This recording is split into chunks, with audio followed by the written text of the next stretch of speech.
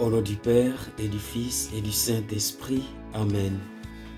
Mes frères et sœurs bien-aimés, aujourd'hui, en ce premier dimanche de l'Avent, nous sommes invités à une attente active, une préparation profonde et consciente pour la venue du Seigneur. Nous commençons cette période de l'année liturgique avec des paroles qui bousculent, qui interpellent, mais surtout qui ravivent l'espérance. Jésus, dans l'évangile de ce jour, ne parle pas d'une venue anodine. Il annonce des signes puissants dans le ciel, des bouleversements qui ébranlent la terre, des moments où des cœurs des hommes seront lourds de peur et d'angoisse. Cependant, au milieu de ce chaos annoncé, une invitation résonne. Redressez-vous et relevez la tête, car votre rédemption est proche. Cet appel, mes frères et sœurs, est écrit d'espérance. Mais que signifie véritablement redressez-vous dans le contexte actuel? Regardons autour de nous, il y a des guerres, il y a des injustices, il y a des crises économiques, il y a des violences familiales, il y a des pauvretés, il y a la destruction de l'environnement. Combien d'entre nous vivent écrasés par le poids de ces soucis quotidiens, alourdis par les situations qui semblent sans issue? Pourtant, c'est précisément à nous, au milieu de ces réalités, que le Christ s'adresse. Relever la tête ne veut pas dire fuir nos responsabilités ou ignorer nos souffrances. Cela signifie chercher au-delà des apparences. Croyez que Dieu agit même dans les ténèbres les plus profondes.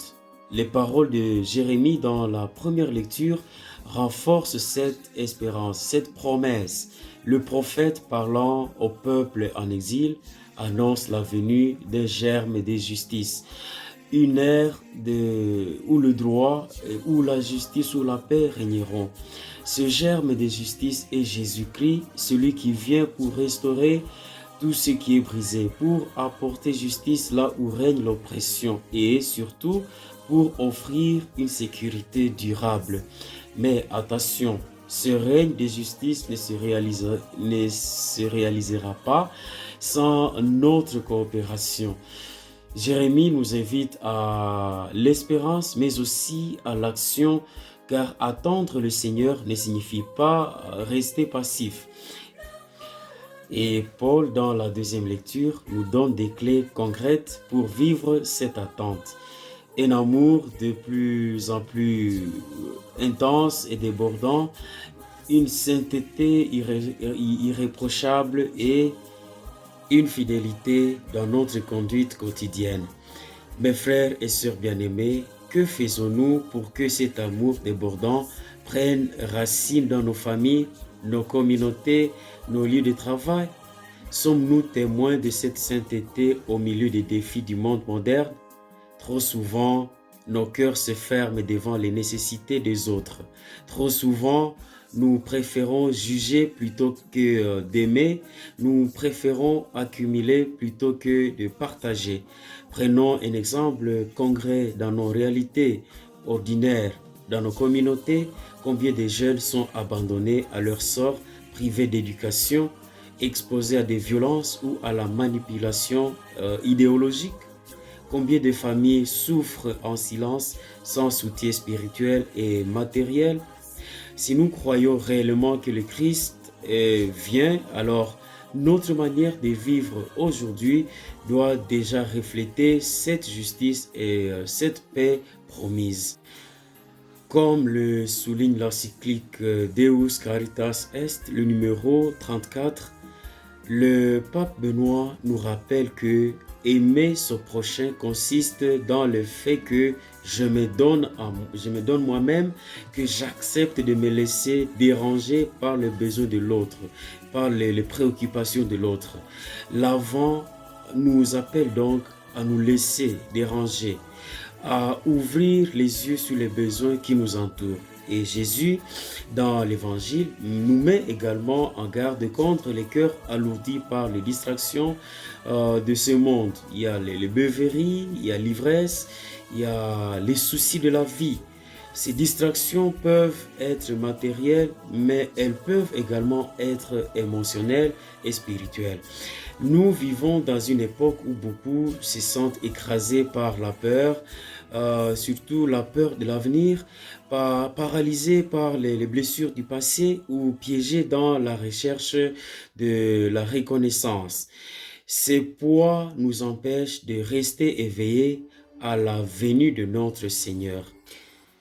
Être éveillé, c'est prier en tout temps comme le demande le Christ dans l'Évangile. Mais cette prière n'est pas seulement des mots, c'est une attitude de vigilance, une disponibilité à accueillir Dieu dans chaque instant. Par exemple, comment accueillons-nous des défis de la vie quotidienne?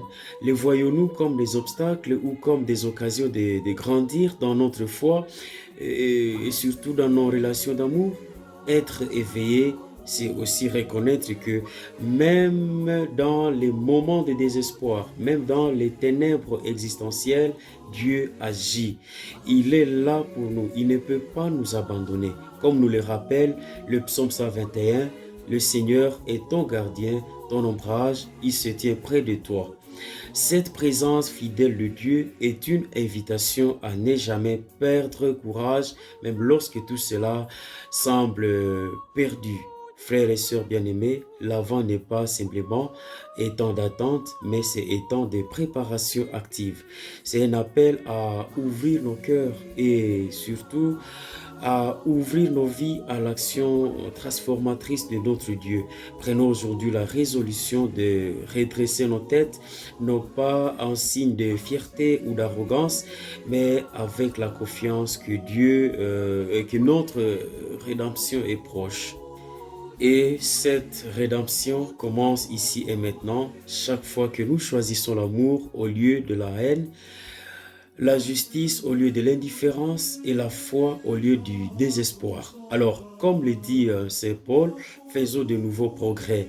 Progressons dans l'amour, dans la sainteté et dans une vigilance constante pour que lorsque le Fils de l'homme viendra, nous puissions nous tenir debout devant lui, non pas avec crainte, mais avec une espérance joyeuse. Car oui, mes frères et sœurs, notre Dieu est un Dieu de promesses et ses promesses ne déçoivent jamais. Amen. Le Seigneur soit avec vous. Que Dieu Tout-Puissant vous bénisse, lui qui est Père, Fils et Saint-Esprit. Amen. La méditation de ce dimanche vous a été préparée et présentée par Monsieur l'abbé Bindoulé Chaïkoumia Mercier, prêtre du diocèse de Butembo-Beni. Bonne méditation à tout le monde et bon début du temps de l'Avent, du temps fort qui nous demande de nous convertir davantage.